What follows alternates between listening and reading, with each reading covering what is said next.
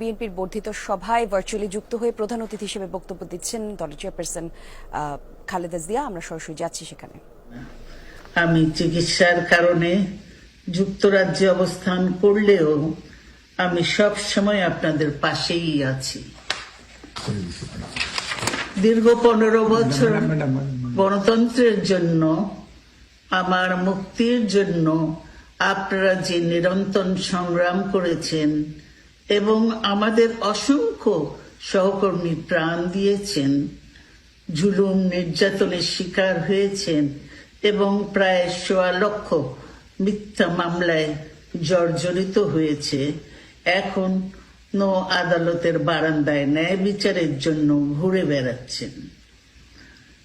আপনাদের এ ত্যাগ শুধু দল নয়, জাতি চিরকাল স্মরণ রাখবে।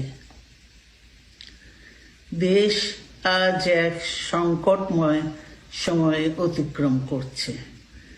আপনাদের এবং ছাত্রদের সমন্বিত আন্দোলনের ফলে ফ্যাসিস্ট শাসকেরা বিদায় নিয়েছে। একটা অন্তর্বর্তীকালীন সরকার গঠিত হয়েছে। তাদের কাছে জনগণের প্রত্যাশা, রাষ্ট্র মেরামতের ন্যূনতম সংস্কার দ্রুত সম্পন্ন করে গণতান্ত্রিক ব্যবস্থায় ফিরে যাওয়ার জন্য সকলের কাছে গ্রহণযোগ্য একটি নির্বাচন অনুষ্ঠান সম্পন্ন করা।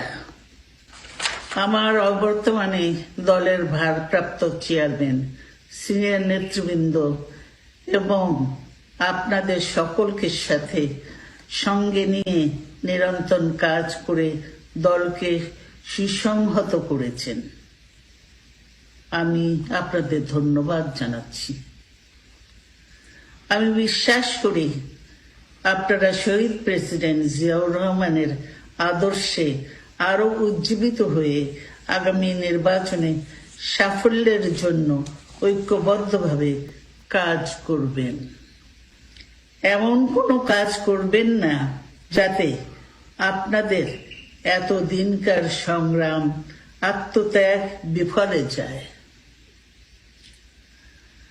আমাদের সব সময় শহীদ প্রেসিডেন্ট জিয়াউর রহমানের সেই উক্তি মনে রাখা দরকার, ব্যক্তির চেয়ে দল বড়, দলের চেয়ে দেশ।